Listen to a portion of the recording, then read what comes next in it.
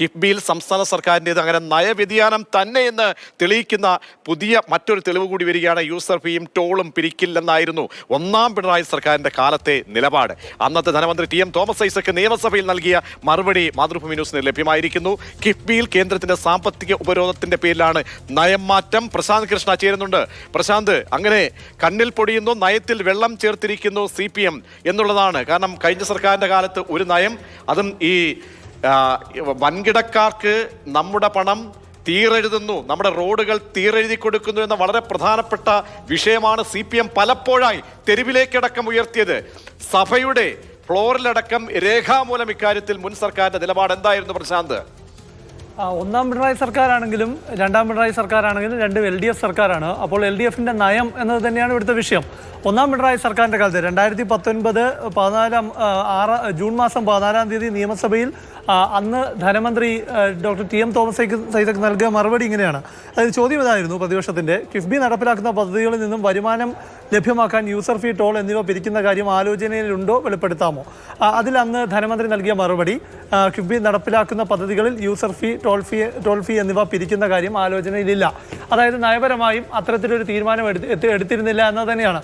അപ്പോൾ ഇപ്പോൾ ഈ രണ്ടാം പിണറായി സർക്കാരിൻ്റെ കാലത്താണ് ഈ നയമാറ്റത്തിലേക്ക് എത്തുന്നത്. ഇന്നിപ്പോൾ LDF കൺവീനർ TP രാമകൃഷ്ണൻ എല്ലാം പറഞ്ഞ കാര്യം നമുക്കറിയാം. കേന്ദ്രം സാമ്പത്തിക ഉപരോധം ഉണ്ടാക്കുന്ന സാഹചര്യത്തിൽ ഇത്തരം പദ്ധതികളിലൂടെ ഈ കിഫ്ബിക്ക് വരുമാനം കണ്ടെത്താനുള്ള ആലോചനയിൽ തന്നെയാണ് എന്ന് വ്യക്തമാക്കുകയാണ്. അതായത് CPMൻ്റെ ഇക്കാര്യത്തിലുള്ള നയവ്യതിയാനം തന്നെയാണ് വ്യക്തമാക്കുന്നത്. അപ്പോൾ ഈ വിഷയത്തിൽ LDFിലെ മറ്റ് ഘടകകക്ഷികൾ, അതായത് CPIയുടെ അവിടെയാണ് ഞാൻ പ്രശാന്ത്, ഈ CPI ഉൾപ്പെടെയുള്ള ഘടകകക്ഷികളുണ്ടല്ലോ, CPIക്ക് ഒരു നിലപാട് വേണമല്ലോ ഇക്കാര്യത്തിലൊക്കെ. കാരണം ദേശീയ തലത്തിലൊക്കെ തന്നെ പ്രക്ഷോഭങ്ങൾ നടത്തുന്ന ഒരു പാർട്ടിയാണ്.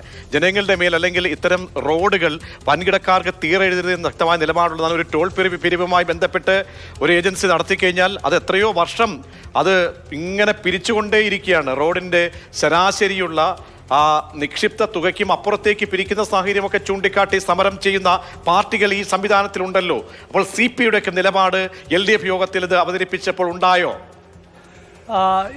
പ്രജീഷ്, 3 മാസം മുൻപ് ചേർന്ന LDF യോഗത്തിലാണ് ഈ വിഷയം വരുന്നത്. അതായത് വിശദമായൊരു ചർച്ചയൊന്നും നടന്നില്ല. അന്നത്തെ LDF യോഗത്തിൽ മുഖ്യമന്ത്രി ഈ കേന്ദ്രത്തിന്റെ സാമ്പത്തിക ഉപരോധം, അതായത് സംസ്ഥാനത്തിന്റെ കടമെടുപ്പ് പരിധിക്ക് കിഫ്ബിയുടെ വായ്പ തടസ്സമാകുന്നു, അതുകൂടി കേന്ദ്രം ഈ കടമെടുപ്പ് പരിധിയിൽ ഉൾപ്പെടുത്തുകയാണ്. അപ്പോൾ ഈ പ്രതിസന്ധി മുഖ്യമന്ത്രിയും ഞാൻ മനസ്സിലാക്കുന്നത് EP ജയരാജനുമാണ് അവതരിപ്പിച്ചത്. അതിനുശേഷം ചർച്ചകളിലേക്ക് പോയില്ല.